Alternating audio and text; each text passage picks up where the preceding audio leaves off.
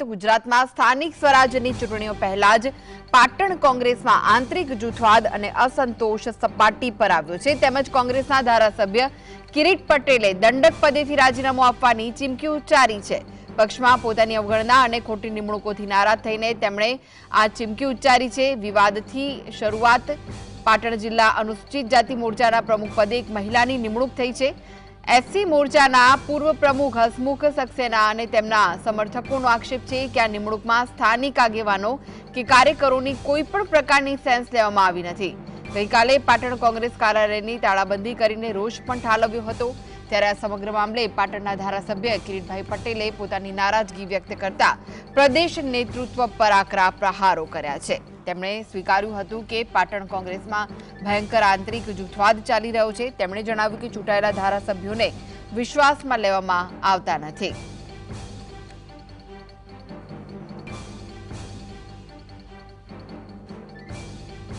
અમે જે લોકો સાચા છે એના સમર્થનમાં રહીશું અને કોંગ્રેસ પક્ષ જો સાચા લોકોની સંનિષ્ઠ કાર્યકરોની વાત નહીં સાંભળે અને જે લોકો શિસ્તમાં રહેતા નથી, જે લોકો કોંગ્રેસની અંદર રહી અને પાર્ટીને નુકસાન કરવાનો પ્રયાસ કરે છે એવા લોકોને દૂર કરવામાં નહીં આવે તો આગામી સમયમાં અમે પણ દંડકમાંથી રાજીનામું આપી દઈશું।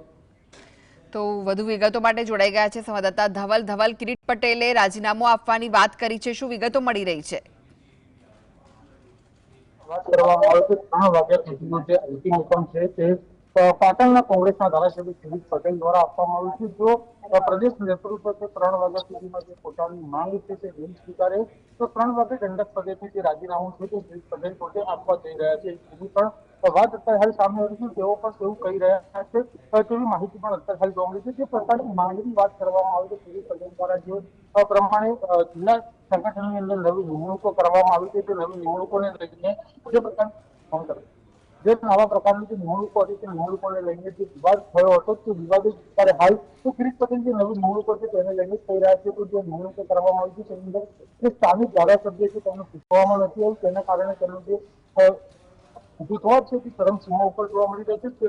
થોડા સમય પહેલા જન આક્રોશ યાત્રા જયારે પાટણ જિલ્લાની અંદર પહોંચી છે તો જન આક્રોશ યાત્રાની અંદર પણ કાર્યકર્તા કરતા અને કિરીટ પટેલ વચ્ચે જે કુટુંબ એમને છે તે જાહેર મંચ પર પણ થયેલું જોવા મળશે। તેની અંદર પણ આંતરિક જે જૂથબંધી અને જે ખેંચતાણ હતી તે પણ પાટણ જિલ્લાની અંદર જોવા મળતું હતું। થોડા સમય પહેલાની વાત કરવામાં આવે તો પાટણ જિલ્લાના જે એક પૂર્વ ધારાસભ્ય છે તે રઘુ દેસાઈ દ્વારા પણ આ પ્રકારની જે ચીમકી છે તે ઉચ્ચારવામાં આવી હતી। તેને પણ રાધનપુર જે જિલ્લા પંચાયત છે તે તાલુકા પંચાયત છે તેની અંદર પોતાના જે ચેન્જ પ્રક્રિયા જે છે તે લેવામાં નથી આવી, જે અન્ય લોકોને હોદ્દેદારો બનાવવાનો તેને લઈને પણ રઘુ દેસાઈએ પણ આ જ પ્રકારે જે રાજીનામું આપવાની ચીમકી છે તે ઉચ્ચારવામાં આવી। ત્યારબાદ જે પ્રદેશના નેતાઓ છે તેમના મનાવાથી રઘુ દેસાઈએ રાજીનામું પોતાનું જે ફરજ ખેંચી હતી તે જ રીતે અત્યારે હાલ પાટણના ધારાસભ્ય કિરીટ પટેલે પણ આ જ પ્રકારની જે ચીમકી છે તે કોંગ્રેસ પક્ષ સામે ઉચ્ચારી છે। 3 વાગ્યા સુધીમાં જે પોતાની જે માંગો મૂકવામાં આવી છે તે માંગ નહીં સ્વીકારાય તો 3 વાગે કિરીટ પટેલ દંડક પદેથી રાજીનામું આપશે।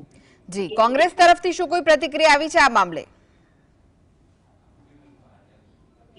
સામે નથી, પરંતુ ક્યાંક કહી શકાય કે જે પ્રદેશના નેતાઓ છે, પ્રદેશ પ્રમુખ અમિત ચાવડા છે, વિધાનસભા પક્ષના નેતા તુષાર ચૌધરી છે અને જે સંગઠનના પ્રભારીઓ છે, જે સહપ્રભારીઓ છે તે અત્યારે સતત કિરીટ પટેલના સંપર્કમાં જોવા મળી રહ્યા છે અને કિરીટ પટેલને જે મનાવવાના પ્રયાસ છે તે કરવામાં આવી રહ્યા છે। ઉત્તર ગુજરાતના પ્રભારી છે સુભાષિની યાદવ, તેઓ પણ અત્યારે હાલ કિરીટ પટેલના સંપર્કમાં જોવા મળી રહ્યા છે। તેઓ પણ અત્યારે હાલ કિરીટ પટેલના મનાવવાની જે વાત છે તે અત્યારે કરવામાં આવી છે, તેમની જે માંગો છે તે સાંભળવામાં આવી રહી છે અને તેમની માંગો જે મહદ અંશે જે સ્વીકારે તેવી પણ અત્યારે હાલ કોંગ્રેસ પક્ષ પ્રયત્નો છે તે કરતું જોવા મળે છે। જી, આભાર સમગ્ર માહિતી આપવા માટે।